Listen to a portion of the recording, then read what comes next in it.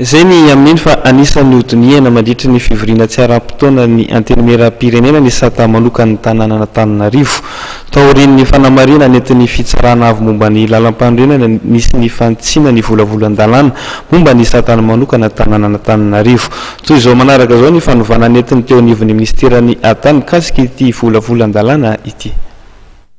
Commune natokana tantanan'ny ben'ny tanàna iray vidina mivantana no apetraka eto Antananarivo renivohitra araka amin'ny volavolan-dalàna vaovao navoaka ministeran'ny Atany. Isin'ny fitantanana manakaiky vahoaka apetraka amin'ny boriboritany munisipaly enina. Ny maire adjoint délégué Olombotendry ary eo ambany fahefan'ny ben'ny tanàna no mitantana amin'ny boriboritany munisipaly. No mariany teo anivon'ny ministeran'ny Atany fa solotena amin'ny ben'ny tanàna ny maire adjoint délégué ny anivon'ny boriboritany ary tsy manana fizakantena rabola saingy manana ny teti-bola manokana entina miasa ary voasoratra ao anatin'ny teti-bolan'ny commune. Fizara-paritra ao anatin'ny le ataontsika hoe boriboritany municipal ireo fa miankina tanteraka amin'ny commune d'Antananarivo satria fait partie de la commune urbaine d'Antananarivo.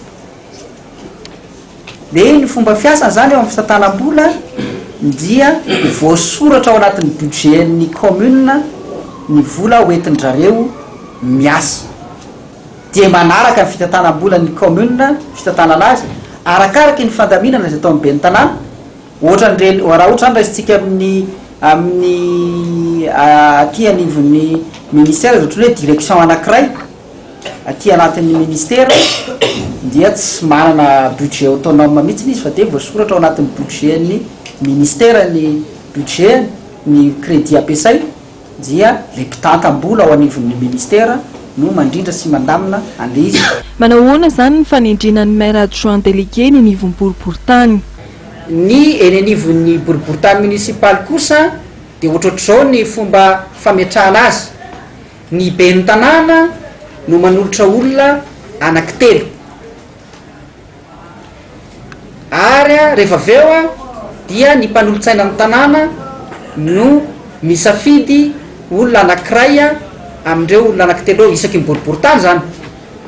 Dia rehefa aveo zany dia ny ben'ny tanàna no mandray arrêté ahafahana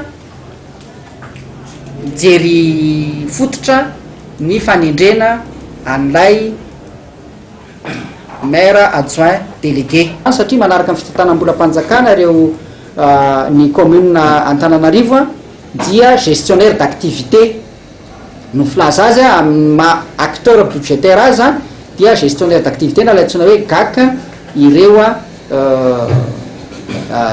maire adjoint délégué ireo. Ny GAC moa zany mazava ho azy arak'izay maha gestionnaire d'activité azy zay dia hoe reto misy asa manandraikitra sahaniny dia anjaran'io GAC io no mandefa any amin'ny tantam-bola hoe reto no filanay. Ankoatran'ny maire adjoint délégué ny amin'ny boriboritany munisipaly dia anisan'ny zava-baovao anaty volavolan-dalàna momba ny satan'ny tanàna Antananarivo ny fametrahana ny adjoint au maire roa eo amin'ny commune ka ny ben'ny tanàna no manendry azy ireo. Momba ny sata manokany tanàna Sainte Marie sy Nosy be manokana araka ny nambarany teo anivon'ny ministeran'ny Atany dia tsy nisy ny fanovana nentina. Notazonina ny volavolan-dalàna teo aloha saingy nosarana ny volavolan-dalàna samihafa. Zany hoe volavolan-dalàna telo samihafa momba ny sata manokany tanàna Antananarivo, Sainte Marie ary Nosy be no andalo eo anivon'ny antenimera-pirenena izay hivory tsy ara-potoana manomboka ny herinandro avy izao. Dinihana mandritra io ihany koa momba ny volavolan-dalàna 420 tsipika 420 momba ny fitsinjaran-toerana ny mpanolontsaina ny tanàna.